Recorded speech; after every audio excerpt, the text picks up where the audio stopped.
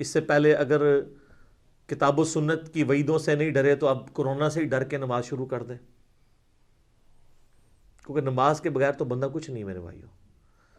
سورہ الروم میں اللہ تعالیٰ نے فرمایا منیبین الیہ واتقوا، رجوع لاؤ اللہ کی طرف اور اس سے ڈر جاؤ، وَأَقِيمُوا الصَّلَاةَ، اور نماز کو قائم کرو، وَلَا تَكُونُوا مِنَ الْمُشْرِكِينَ، اور دیکھو مشرکوں میں نہ ہو جاؤ۔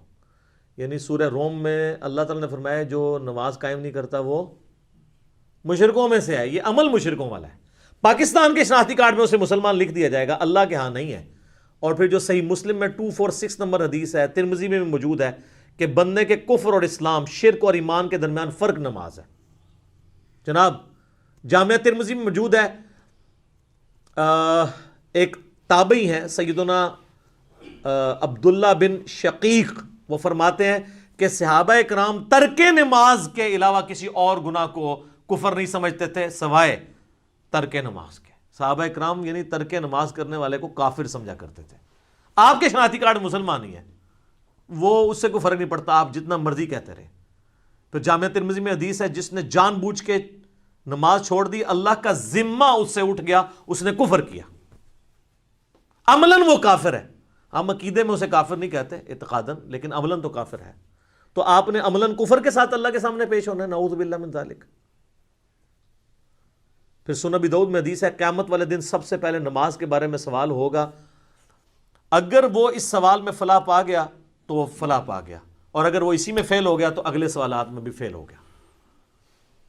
پھر مسند امام احمد میں حدیث ہے، مشکات المصابیح کے اندر بھی موجود ہے، نبی علیہ السلام نے فرمایا کہ قیامت والے دن نماز انسان کے لیے نور ہوگی، دلیل ہوگی اور نجات کا ذریعہ ہوگی، جو نماز پڑھنے والا ہے، اور جو بے نمازی ہے اس کے لیے نہ کوئی نور ہوگا، نہ کوئی دلیل، نہ نجات، الٹا اس کا حشر حامان، فرعون، قارون اور امیہ ابن خلف کے ساتھ ہوگا، والعیاذ باللہ تعالی۔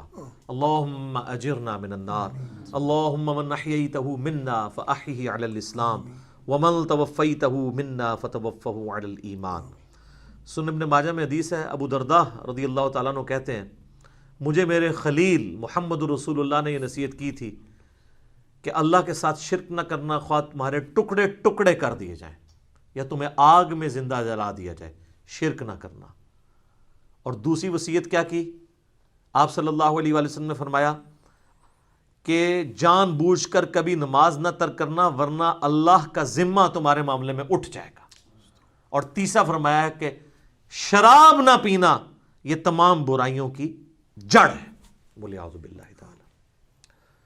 تو اب یہ کئی لوگ کلپ دیکھیں گے، چاہے وہ کورونا کے ڈر سے ہی دیکھ لیں، ان کے لیے میں آسانی کے طور پہ نماز کی ترغیب کے اعتبار سے بتا دوں کہ میرے بھائیوں دن رات میں صرف 17 رکعتیں آپ پڑھ لیں تو کتابوں کے خدا نے ہمیں جو بتایا نا، آپ کی پرسش کوئی نہیں ہونی، صرف 17 رکعتیں، 2 فجر کی، 4 ظہر کی، 4 عصر کی، 3 مغرب کی، 4 عشاء کی۔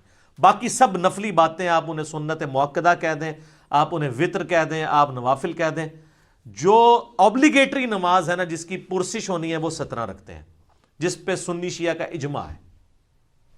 اس کی سپورٹ میں حدیث بخاری مسلم دونوں میں حدیث ہے، ایک دیہاتی شخص نبی علیہ السلام کے پاس آیا تو اس نے کہا یا رسول اللہ مجھے کوئی عمل بتائیں میں جنت میں چلا جاؤں۔ آپ نے فرمایا کہ اللہ تعالیٰ کے ساتھ کسی کو شریک نہ ٹھہراؤ، صرف اسی کی عبادت کرو، تم جنت میں داخل ہو جاؤ گے۔ 5 وقت کی فرض نماز کو قائم رکھو، فرض زکوٰۃ ادا کرو اور فرض روزے رکھو۔ حج اس وقت تک فرض نہیں ہوا تھا۔ یہ 4 باتیں آپ نے ارشاد فرمائی۔ شرک نہیں کرنا، شرک پہلی چیز ہے بھائی جی جس تو بچنا ہے۔ اس کے بعد نماز، فرض زکوٰۃ اور فرض روزے۔ تو اس نے کہا یا رسول اللہ صلی اللہ علیہ وسلم نہ میں اس میں کوئی زیادہ کروں گا نہ اس میں کوئی کمی کروں گا، یعنی میں نے سے زیادہ بھی نہیں پڑھنی، کم بھی نہیں پڑھوں گا۔ اور یہ بات کہتا ہوا وہاں سے نکل گیا۔ نبی علیہ السلام فرمایا کسی نے جنتی کو دیکھنا ہے اس شخص کو دیکھ لے۔ اچھا، اسی کو سپورٹو ایک اور طریقہ ہے بخاری اور مسلم میں، وہ بھی بخاری مسلم دونوں میں ہے، کہ ایک اس طرح نجد کا رہنے والا ایک پینڈو شخص جو پرانگدہ حالت تھی جس کی حضور کے پاس آیا، تو وہ اسی لیے آیا کہ اللہ کے نبی علیہ السلام کے اوپر ایمان لے کر آئے۔ تو اس نے پوچھا یا رسول اللہ صلی اللہ علیہ وسلم بتائیں اسلام کیا ہے؟ تو آپ نے فرمایا اسلام یہ ہے کہ تم 5 وقت کی فرض نماز کو قائم رکھو۔ اس نے کہا یا رسول اللہ فرض کے علاوہ بھی ہے کچھ؟ فرمایا ہاں نفل ہیں، وہ تمہاری مرضی، اگر پڑھنا چاہو تو پڑھ لو، نہیں پڑھنا چاہتے نہ پڑھو۔ اور یاد رکھیے گا احادیث میں سنت کی ٹرم یوز نہیں ہوتی ہے، یہ محدثین کی ٹرم ہے۔ سنتیں جو ہم موقدہ پڑھتے ہیں ان کو بھی نفل کہا جاتا ہے، نفل ان کہا جاتا ہے اضافی نماز۔ انفال مال غنیمت اضافی مال، نفل کا مطلب اضافی چیز ہے۔ پھر نبی علیہ السلام نے فرمایا کہ فرض زکوٰۃ ادا کرو۔ اس نے کہا رسول اللہ فرض زکوٰۃ وہ جو 2.5% ہے، اس کے علاوہ فرمایا اس کے علاوہ نفلی صدقات وہ تمہاری مرضی کر لو، نہیں کرنا چاہتے نہ کرو۔ پھر آپ فرمایا فرض روزے رکھو رمضان کے۔ کہا رسول اللہ اور روزے؟ فرمایا وہ نفلی روزے ہیں تمہاری مرضی، منڈے کا، تھرسڈے کا، ایام 20 کے روزے جو بھی ہیں وہ رکھنا چاہو تمہاری مرضی ہے، لیکن فرض یہی ہے۔ تو اس نے کہا کہ اس رب کی قسم جس کے قبضے قدرت میں میری جان ہے، نہ میں اس میں کوئی زیادتی کروں گا، بس جتنا دسیا اس تو اگے نہیں میں، نہ اس میں کمی کروں گا۔ اور یہ وہ صحابہ کہتے ہیں یہ کہتا ہوا وہاں سے نکل گیا، تو آپ صلی اللہ علیہ وآلہ وسلم فرمایا کہ اگر یہ اپنی بات پہ قائم رہا تو یہ نجات پا گیا۔ یہ بالکل کلیئر کٹ ہے کہ فرض نماز آپ نے قائم رکھنی ہے۔ اچھا لوگوں کو یہ بات سمجھ نہیں آتی، تو میں نے ان کے لیے اینٹی وینم اور پھکی تیار کی ہے ایک، کہ کبھی آج تک کسی نے کہا ہے کہ جو پیر اور جمعرات کا روزہ نہ رکھے اس کے رمضان کے روزے قبول ہی نہیں ہوں گے۔ تو یہ نفلی روزے نہیں ہیں، سنت روزے ہیں۔ ایام 20 کے 13، 14، 15 کے بخاری مسلم میں حدیث ہے کہ چاند کی 13، 14، 15 کو آپ علیہ السلام نے کبھی روزے نہیں چھوڑے۔ یہ سنت موقدہ ہیں یہ والے بھی روزے۔ کبھی کس نے کہا جو یہ نہ رکھے اس کے رمضان کے نہیں ہوں گے۔ کبھی کس نے کہا جو عام صدقہ خیرات نہیں کرتا اس کی زکوٰۃ بھی قبول نہیں ہوگی۔ الٹا یہ تو بڑے بڑے لینڈ لارڈ کو کہہ رہے ہوتے ہیں بس زکوٰۃ دیں، پھر کم چک کے رکھو جو مرضی، سانو بس مدرسے نو زکوٰۃ دے دو تہاڈا مال پاک ہو گیا، 2.5% ہی دے دو۔ نماز کے بارے میں کیوں ساتھ رکھتے ہیں اور ایڈ کرتے ہیں؟ چھڑی عشاء دی 17 رکعتاں دس دیتیاں نے صرف عشاء کی، حالانکہ دن رات میں 17 رکھتے تھی، 2 فجر، 4 ظہر، 4 عصر، 3 مغرب، 4 عشاء۔ انہوں نے کتنا ظلم کیا، اور لوگوں نے نماز پڑھنی چھوڑ دی اس کی وجہ سے۔ الحمدللہ ہماری ویڈیوز کی برکت سے ہزاروں لوگوں نے نماز شروع کی ہے، جب ان کو یہ آسانی پتہ چلی کہ یار اصل نماز تو یہ ہے جس کا سوال ہونا ہے۔ پھر دوسری سہولت ہم نے دے دی نماز جمع کرنے والی، کہ بھئی مسلم شریف میں اوپر تلے 10 احادیث ہیں 1629 سے آن ورڈ کہ اللہ کے نبی علیہ السلام نے بغیر خوف کے، بغیر بارش کے، اور مدینہ شریف میں بغیر سفر کے ظہر اثر کی نماز جمع کی اور مغرب اور عشاء کی۔ تابعین نے پوچھا کیوں کیا؟ تو ابن عباس نے کہا تاکہ امت کے لیے آسانی ہو جائے اور کوئی تنگی باقی نہ رہے۔ پھر بھی اگر ان کو زیادہ تکلیف ہے تو کم از کم جو مسئلہ یہ خود مانتے ہیں کہ ظہر آخری وقت میں اور عصر پہلے وقت میں آپ پڑھ سکتے ہیں، مثلا آج کل آلموسٹ کوئی 3:45 بجے عصر کا وقت داخل ہو رہا ہے، تو اگر کوئی شخص 3:40 پہ یا 3:35 پہ ظہر پڑھ لے اور 3:45 عصر کا وقت داخل ہوتے ہی عصر کی نماز پڑھ لے تو وہ اپنے اپنے وقت میں ادا کر رہا ہے، اس میں جمع کرنے والا بھی جو حنفی گناہ بتاتے ہیں وہ بھی نہیں شمار ہوگا۔ اس طرح ہی بتا دیتے کم از کم بچوں والی عورتوں کو تو آسانی ہو جاتی، نمازیں جمع کرنے والی آسانی، اور خالی فرض اس کی وجہ سے لوگوں نے نمازیں شروع کر دی ہیں اللہ کے فضل سے۔ اور ڈیٹیلڈ میرے کلپ اس کے اوپر موجود ہیں، نمازوں کو جمع کرنا کیا حرام ہے۔ میں نے ساری احادیث ایچ ڈی کیمرے میں ڈسپلے کی ہیں کہ ہر طرح سے جمع کر سکتے ہیں، ظہر کے ساتھ عصر، عصر کے ساتھ ظہر، درمیان میں بھی کر سکتے ہیں، جمع تقدیم بھی، جمع تاخیر بھی، جمع سوری بھی، اس طرح مغرب کے ساتھ عشاء یا عشاء کے ساتھ مغرب یا درمیان میں بھی کر سکتے ہیں۔ آپ فجر کو الگ پڑھنا پڑے گا۔ تو بلکہ ہمارے تو ایک ملک صاحب نے ملکین بھی ایجاد کی ہوئی ہے کہ آپ اذان مغرب سے آدھا گھنٹہ پہلے ظہر عصر کو جمع کر لیں اور مغرب کا وقت داخل ہوتی ہے مغرب عشاء کر لیں، چاروں کٹھی۔ اگر کوئی واقعی مجبور ہے، جس طرح آج کل کرونا کی وبا ہے اور ڈاکٹرز کے لیے ٹائم نکالنا، یا ہمارے پرائم منسٹر کے لیے، یا جو لوگ ان ڈیوٹیز میں لگے ہیں ٹائم مشکل ہے، تو وہ ملکین بھی پڑھ سکتے ہیں۔ ویسے یہ نام اس کا ربو ہی ٹھیک پہ گیا، ویسے تو ملک صاحب نے نا یہ بادشاہاں دی نماز ہے جنہیں کوئی ٹائم نہیں ہوتا، ملکین دو طریقے نال ٹھیک ہوگی، ملکین، تو وہ آپ پڑھیں۔ لیکن میں ایک انصاف کروں، ابو داؤد میں ایک حدیث ہے کہ نبی علیہ السلام فرمایا قیامت والے دن اگر کسی شخص کے فرضوں میں کمی نکلی تو اللہ تعالیٰ فرشتوں سے کہے گا کہ اگر اس کی کوئی نفلی عبادت ہے نا تو وہ فرضوں کی جگہ تول لو۔ سنت نہیں، نفلی۔ یہاں سے بھی پتہ چلے گا کہ سنت کو نفلی کہا جاتا ہے ٹرم میں، حدیث کی ٹرم میں۔ تو سنت موقدہ اگر آپ پڑھنا چاہتے ہیں ضرور پڑھیں، یہ آپ کو فائدہ ہی پہنچائیں گے۔ اور کئی لوگوں نے فرض شروع کیا، آہستہ آہستہ خود بخود سنت کے اوپر آ گئے، لیکن شروع میں آپ لوگوں کو تکلیف میں ڈالیں گے نا تو یہ آپ زیادتی کر رہے ہیں. وہ بخاری مسلم میں حدیث ہے کہ نبی علیہ السلام فرمایا جو فرض کے علاوہ 12 رکعتیں پڑھ لے اسے جنت میں محل ملے گا. 4 زور سے پہلے، 2 زور کے بعد، 2 مغرب کے بعد، 2 عشاء کے بعد اور 2 فجر سے پہلے. اس کے اوپر میرے لادہ سے کلپ موجود ہے. اور باقی وطر جو ہے وہ یعنی سنت موقدہ وہ بھی ہے. سنن کبریٰ البیہقی میں، المصنف ابن ابی شیبہ میں مولا علی کا قول ہے کہ وطر سنت ہے، سنت ہے، سنت ہے، مگر اسے مت چھوڑو، پڑھ لو. اور صحیح بخاری میں موجود ہے، قاسم بن محمد بن ابی بکر کہتے ہیں کہ میں نے صحابہ کرام کو 3 رکعت وطر پہ پایا ہے، البتہ ایک پڑھنے میں حرج نہیں ہے. جواز کی حد تک درست ہے، پسندیدہ نہیں ہے. ویسے تو نہ بھی پڑھے کوئی مسئلہ نہیں ہے، فرض نماز ہے. اور اگر کوئی بالکل سست ہے تو ایک ہی پڑھ لے.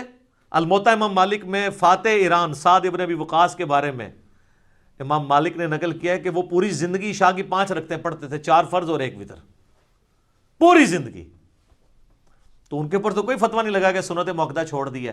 اچھا اب ہم یہ حدیثیں نکالتے ہیں تو یہ کہتے ہیں یار یہ عوام کے سامنے تو نہیں گلاں کرنی چاہیے. سر عوام کے سامنے ہی تو کرنی چاہیے. خواص تو پہلے ہی اللہ کے فضل سے اتنی نمازیں پڑھ رہے ہیں، وہ تو پڑھتے رہیں گے. عوام الناس تو پڑھتی کوئی نہیں ہے، ان کو پڑھانے کے لیے باتیں کرنی پڑ رہی ہیں.